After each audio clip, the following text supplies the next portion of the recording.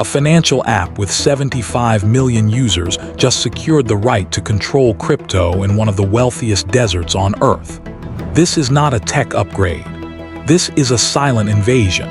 Revolut was built to destroy traditional banks. Now it is acting exactly like a bank. It went to Dubai, sat down with regulators, and asked for permission. Why does a disruptive fintech giant suddenly need the government's blessing to survive? Sharks and titans. The stories they never wanted you to see. The crypto Wild West is over. The ones who survive will be the ones who accept the leash. On July 15, 2026, Revolut announced in-principle approval from the Virtual Assets Regulatory Authority in Dubai. They call it VARA. The approval covers broker-dealer services, management and investment services, and exchange services. They plan to offer these through their standard retail app and a standalone platform called Revolut X. But behind the polished corporate press release lies a much darker, more strategic reality. Dubai is not doing this out of the goodness of its heart. Dubai is building a cage for digital gold.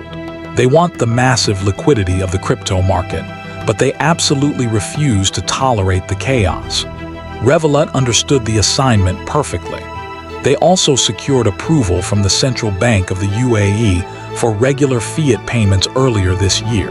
They are not just launching a crypto feature. They are building an end-to-end financial ecosystem. Fiat in, fiat out. Crypto traded in the middle, all taxed, all tracked, all completely controlled by the state. Revolut already has 16 million crypto customers globally.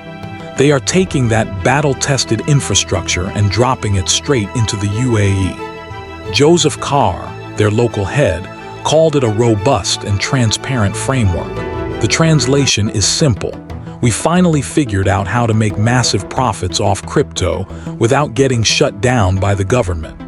Revolut started as a rebel, a cheap way to bypass traditional banking fees. Now they are the state's favorite middleman. But the real story is not the retail app. The real story is the trap. Revolut X is not just a place for casual users to buy Bitcoin. It is a highly engineered hunting ground for high-net-worth traders and institutions. By splitting their services, Revolut is trying to own the entire food chain. The retail app captures the masses. The standalone exchange captures the whales. They want the kid buying $50 of Ethereum, and they want the fund moving $50 million in stablecoins. If this in-principle approval becomes final, Revolut will not just be a competitor in the crypto space. They will become the ultimate gatekeeper. And that is the terrifying part for the true believers of cryptocurrency. The entire philosophical foundation of Bitcoin and blockchain was to eliminate the middleman, to create a decentralized financial system where no single corporation or government could control your money. Revolut is systematically destroying that philosophy. They are packaging the decentralized future into a highly centralized, beautifully designed, government-approved application.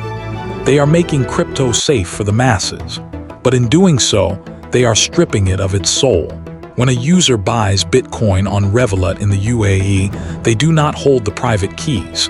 Revolut holds the keys. VARA regulates Revolut. The government regulates VARA. The revolution did not die because of a hack. It died because it got licensed. The enemy of decentralization is not bad code. It is convenience. Revolut is offering so much convenience that users will happily hand over their financial sovereignty without even reading the terms of service. The question is not whether Revolut will succeed in the UAE. They probably will. The infrastructure is already built.